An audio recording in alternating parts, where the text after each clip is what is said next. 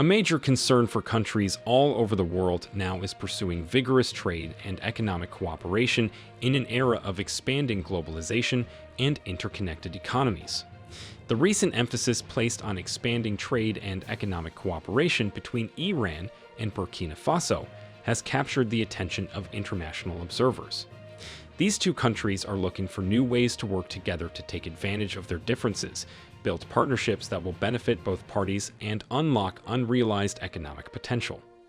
Many people believe that the ties between Iran and Burkina Faso are a fresh start to many things.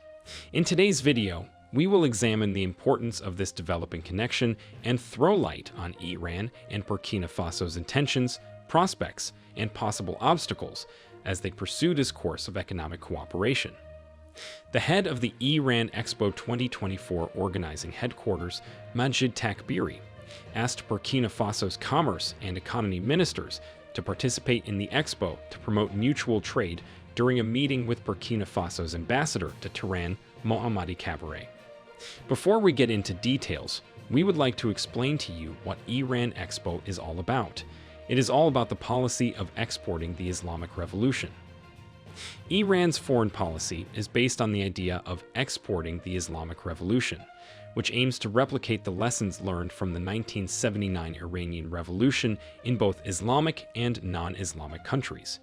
The founder of the Islamic Republic of Iran, Ruhollah Khomeini, has made this policy clear on several occasions. The export of the revolution is one of the central catchphrases of the Iranian Islamic Revolution. Therefore, the goal is to export the revolution as an ideology, a way of thinking, and an approach to epistemology.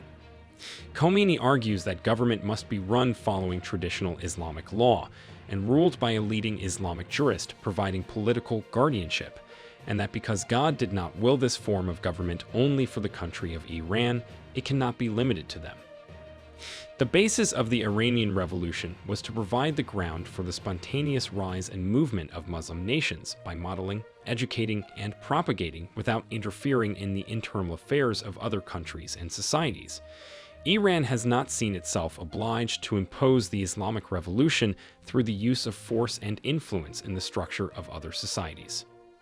So, this Iran Expo is the 6th International Export Potential Exhibition of Iran, and will be held from 27th April to 1st May 2024 at the Tehran International Permanent Fairground. Takbiri, who is the head, noted that Iran Expo 2024 has extended invitations to both the public and business sectors of Burkina Faso to participate, with the primary goal of the exposition being to showcase Iran's export potential to other nations. Noting that commerce between the two nations has increased significantly in recent years, Takbiri said that the Iran Chamber of Commerce, Industries, Mines, and Agriculture is prepared to strengthen its partnership with the Burkina Faso Chamber of Commerce. He stated that it is envisaged that trade exchanges in the areas of industry, technical and engineering services, and pharmaceuticals will continue to grow between the two nations. The ambassador of Burkina Faso, for his part, emphasized developing relations between the trade promotion organizations of the two countries. The ambassador pointed out that there is great potential for Iran and Burkina Faso to deepen their relationship in all spheres, particularly commerce and economics. To further develop bilateral trade and economic ties, Kabare stated that his nation's Minister of Economics will participate in the Iran Expo 2024.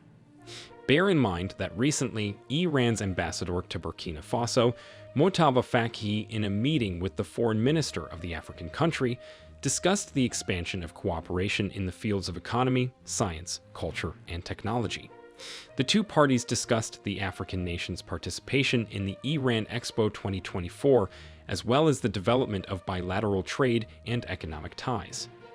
Burkina Faso's foreign minister also observed that Tehran and Ouagadougou's commercial and economic relations were expanding.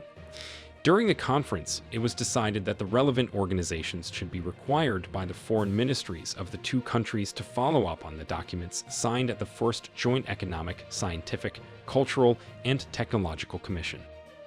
Iran and Burkina Faso have inked a Memorandum of Understanding and 8 cooperation documents in the fields of economy, construction, and exports. The president of Iran, Ibrahim Raisi, also traveled last year to Kenya, Uganda, and Zimbabwe as part of a trade and economic outreach to the continent. For a nation that has spent years concentrating mostly on the Middle East and some regions of Asia, this is a distinct strategy.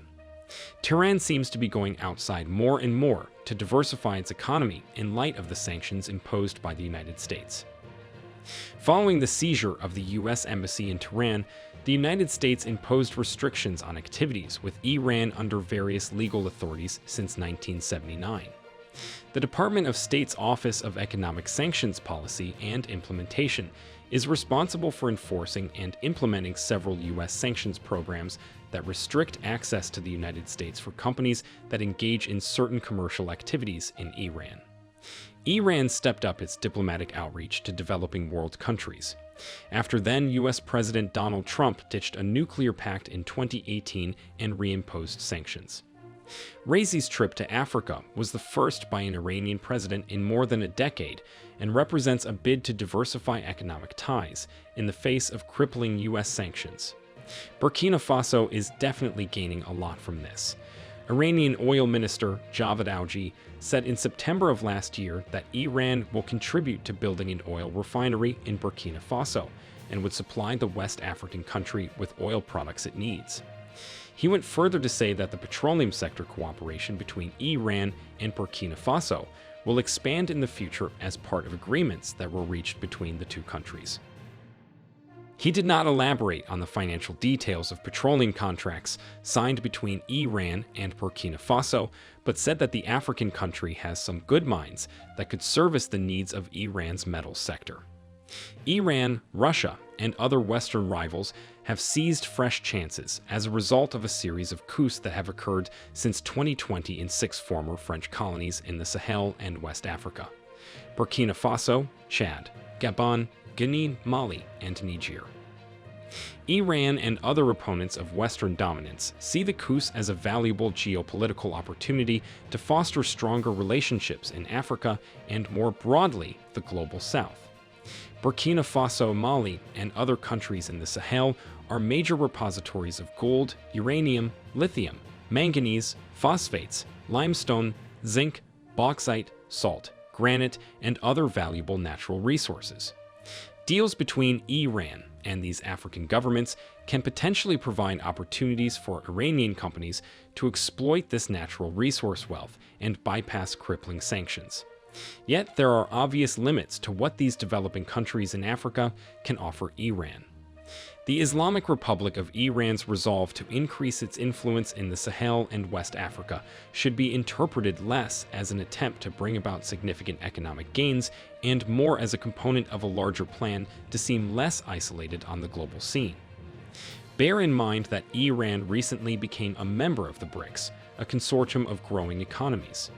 In addition, Raisi traveled to Cuba, Venezuela, and Nicaragua, 3 of the United States' enemies in Latin America, on his July tour of Africa. The recent wave of coups that has swept through the Sahel gives Iran more chances to push its anti-Western agenda. Concerned by Tehran's increasing capacity to evade sanctions, note that officials in Washington and Europe may begin to view the Sahel as a new front in the war with Iran over the economy. However, Burkina Faso and Iran can broaden their economic connections thanks to this relationship. Iran aims to reduce its reliance on commerce with long-standing allies that are subject to Western sanctions. Burkina Faso can investigate new opportunities for technology, skill, and investment, given its heavy reliance on a small number of primary commodities. This partnership exemplifies growing cooperation between developing nations. It signifies a potential shift in global economic dynamics, with countries in the global South seeking alternatives to traditional Western partnerships. Landlocked and resource-rich Burkina Faso seeks technological advancements, investment, and market diversification. The official signing of cooperation agreements in areas like energy, mining, pharmaceuticals, and vocational training suggests a promising future. However, translating agreements into concrete projects requires significant effort. It is also worth noting that U.S. sanctions on Iran could complicate financial transactions and technology transfer, making it difficult for Iranian companies to operate freely in Burkina Faso. Burkina Faso has also experienced recent political turmoil, which could create uncertainty for foreign investors. Whatever the case, Captain Ibrahim Traore has a bold vision for Burkina Faso. He aspires to see a prosperous, stable, and united Burkina Faso, where every citizen has the opportunity to realize their full potential. He is also committed to resolutely combating terrorism and insecurity that have plagued certain regions of Burkina Faso. To achieve this, he promotes a comprehensive security approach involving enhanced regional cooperation and the development of intelligence capabilities. Captain Traore aims to boost Burkina Faso's economic growth by investing in agriculture, industry, infrastructure, and education. He seeks to create jobs, reduce poverty, and improve the living conditions of the population. Traore embodies the hope for a better Burkina Faso. His ambitious vision and unwavering commitment to his country will hopefully lead Burkina Faso towards a more prosperous, secure, and unified future. Both Burkina Faso and Iran stand to gain much from increased trade and economic ties. It may result in more chances for investments, the development of jobs, the transfer of technology, and the diversification of their economies. It can also support the development of people-to-people relationships, cultural exchanges, and diplomatic links, which will deepen mutual understanding and respect between the two countries. Even if there are difficulties along the road, these countries must confront these challenges with a cooperative mindset and a common goal of mutual gain. By utilizing continuous communication, cooperation, and knowledge sharing, Iran and Burkina Faso may establish a strong basis for a productive and long-lasting economic partnership. Do you think Iran is going to fight Burkina Faso's battles on trade and economic cooperation? Let us know what you think in the comments below. Do not forget to like this video and subscribe to the New Tourist channel. Turn on notifications too, so you get notified whenever we upload videos like this. Thanks for watching and see you in our next video.